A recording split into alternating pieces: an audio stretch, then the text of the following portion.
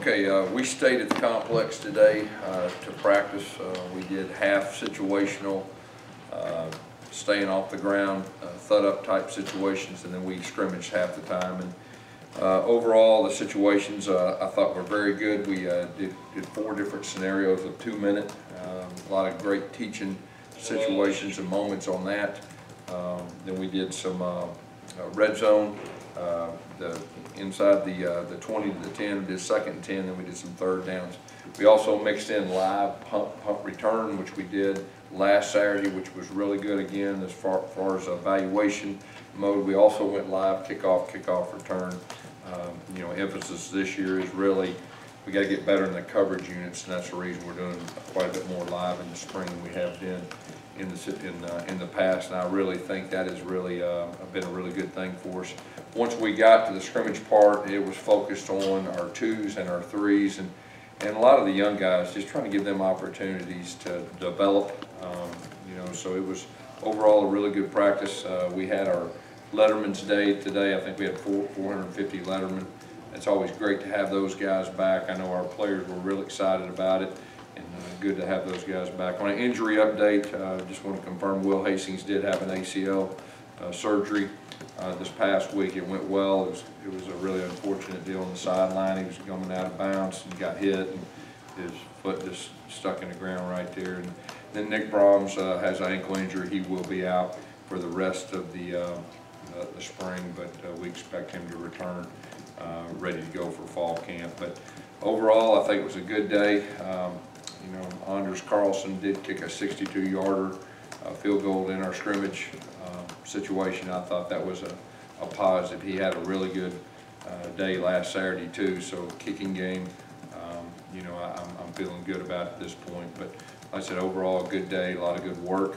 You know, we got a week left in spring, and you know, I like where we're at as a unit. Questions?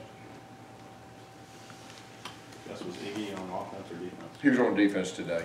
He's been on defense primarily the whole spring. We did have him for 1 day. The offense had him for 1 day last week, and that could possibly be the same this coming week. But you know, he's got a pretty good foundation of offense, and we just want to make sure that he leaves spring with a good foundation over there. But coaches have been very impressed with the way he retains things and where he's at.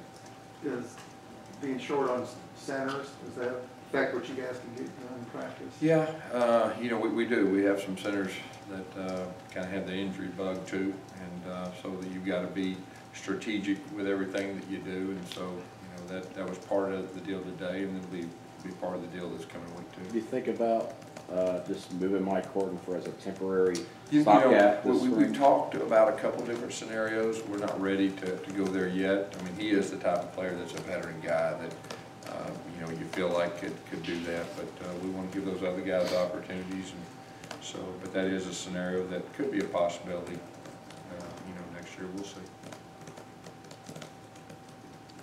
The quarterbacks. That's. We'll just see how he heals and all that. I mean, the surgery went well, so it's going to be hard to predict at this point. It's a big blow. I mean, obviously, I think everybody knows that. Him and Eli, very unfortunate. You know, we've not had those situations, you know, before. The quarterbacks performed better today, you think? Do you think they learned from some things last week? You know, I think so. And of course, you know, you got to keep in mind, you know, one of them is a freshman fixing to be a sophomore. The other one should still be in high school. So I think Chip is pleased where they're at with the progression. You know, you got to keep in mind, I mean, he's throwing everything at him. I mean, there's, you know, like I said last time, Joey has to have the whole volume of offense in the install. And a lot of times, you know, you have a guy come in like that, and he's the 3 or 4 guy. Well, right now in spring, because of Jarrett's situation with us holding him, he's the 2 guy. But that'll be really good for the future. So there's nothing better than doing it, and then Malik getting the reps with the 1s this spring. I mean, that'll really pay off, you know, next year and in the future. Gus, Anders Carlson, his little 1-step before he kicks, have you seen a kicker do that before, and how much of an advantage is that for him? You know, I just really watch once they kick it, it goes through and it comes off his foot. He made it from 62, and it would have been good probably from 70, so I don't get get too much into the technique. Well, I know sometimes you time the punters. I didn't know if that was Oh, you important talking too. about the timing? Yeah, just Oh, help yeah, with no, the- no, our timing with the snapper and the holder and the kicker is really good. Was that kick live with a ref? It was not live. No, not that particular kick. That's how, I know turnovers were an issue with the first scrimmage. How was that today? It was not as much. I know in the 2-minute situation there was an interception, but you know, last Saturday that was really a huge factor. But I think that they protected the ball a lot better today. You able to rule Jared out for A-Day? Not ready to make that call yet. We'll see. We'll see this week. You know, this week he did all 7-on-7, did 1-on-1, did some pre-practice protection versus the defense and all that. But we'll make a call on that next week. How the running backs do as far as the protection issues, all those things? I know you have to watch it on film, but just Yeah, you know, I'll say this, just big picture with the running backs. I mean, there hadn't been a whole lot of just bust, even with the young guys. So I've been encouraged and impressed with that. It's just a matter of stepping up and getting it done versus, you know, live guys. And we've got quite a bit of protection work, probably more than we've had, you know, any other spring. But that's been by design too. And you know, so far as a group, I think they've done a solid job. Seems like these last 2 springs, we hear Marquise McLean's name a lot coming out of these scrimmages. Can he take the next step, especially with these 2 injuries, and be a guy that contributes more? You know, I think he can. I mean, he's starting to become a veteran guy, and you can see that, you know, the lights clicking on, and really special teams. A lot of times you can look at special teams, it tells you a lot about whether offense or defense is where they're at, and he's really showing up big in special teams this spring. And, you know, he gives Cody the flexibility. He plays a lot of different positions too, so I think he's had a solid spring so far. What do you say out of Malik Miller this spring? I mean, Chip was saying on Thursday. Yeah, you know, Malik's a veteran guy. I mean, he knows offense inside and out, and so our expectations are very high for him. But, you know, I know that, you know, Coach Wharton and Coach Lindsey have been pleased so far. yes, Whitlow has that big playability. How is he balancing that with kind of learning the finer points of being a running back? Yeah, you know, I think every practice you see him, you know, get a little bit better, a little more comfortable. He does have some ability, just playmaking ability, but just the base run game, protection game, you know, and he's not the only one. Ace is the same way. I mean, you can see those 2 guys, every practice they're a little more confident, and that's a good thing. Big Cat continue to impress you? Yeah, he's turned it up. There's no doubt he's turned it up and starting to get there. Who was the second team center today? Tucker Brown was back, so Caleb and Tucker got the reps. Anything else? Yeah, Prince Tager, have you seen him start to take a step forward there at left tackle? How do you think he's doing? Yeah, I'm glad you asked that question because last week a light has come on.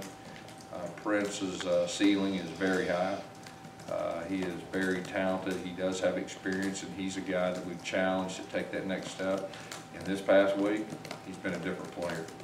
And not just a different player, but really starting to be more vocal and starting to be more of a leader. And that's what, you know, Coach Grimes is looking for. He's looking for leaders up front. But I've been very encouraged with that. What's that mean for an offensive line when you can maybe solidify that spot, that all-important spot? Yeah, left tackle in our league, it's one of the most important positions, you know, on our team. And but I've been encouraged. As it relates to Eli and Will, Gus, just because the proposed rule with the red shirt, being able to keep a red shirt if you're playing up to 4 games, does that give you some hope that if that rule gets passed next month, that those guys could return later in the season? You know, I think probably better to answer that question once we get a little farther along and see where those guys are at. I mean, we're hopeful, but at the same time, we'll see. And I'll know a lot more if we can get to August, you know, about where they're at. On that rule, though, I mean, I would imagine you're in favor of that proposal, of keeping a red shirt if you're playing up to 4 games. Yes. There's no doubt about that. How has Calvin Ashley performed this spring? I know he's been a lot with the second team, and I guess he was sick the other day, Yeah. and he was back out there today. Is he Yeah. still dealing with that, or is he? No, him and Trox really has been rotating, some good competition, Calvin. And we've had a couple guys with the flu, you know, Darius Slayton didn't practice today with the flu, Calvin was the same. So that's going around. I think Denson was the practice before, so, no, we're pleased with Calvin. He's progressing. You see him getting better and better. And, you know, the thing about that offensive line, those young guys, I mean, our defensive line's very talented. And so, you know, when you go against talented guys, you know, it's good. And it's been a progression. But I'd say Calvin and Trox has both done a really good job. And they've gotten reps with the ones and the twos. And I think there's some good competition. They'll give us some depth, too. To the layman, when people see all these injuries in the spring and some injuries in the past during the season, especially at key spots, starters, people wonder about the strength and conditioning program. It's kind of explained, I mean, do you think that your strength and conditioning program is helping these guys to be Our strength and protected? conditioning program is one of the best in the country. And then really last year, we stayed really healthy for the most part without just a couple minor things. And so I feel very good about that. You know, this spring, you're talking about the injuries, you know, both of those were really fluke deals. And if you look back at, I guess since we've been here, five years or whatever, maybe this is the sixth spring, but we've had very few season-ending injuries in the spring. You know, probably count them on one hand. So, you know, Russell is the best. There's no doubt about that. And, you know, there's fine lines. I mean, you got to practice, but when fluke things happen, that's just part of the game. And so what you got to do is you got to get other guys ready. And on the flip side of that is you're going to get other guys ready. They're going to get the reps in the spring, and hopefully we'll get those other guys back.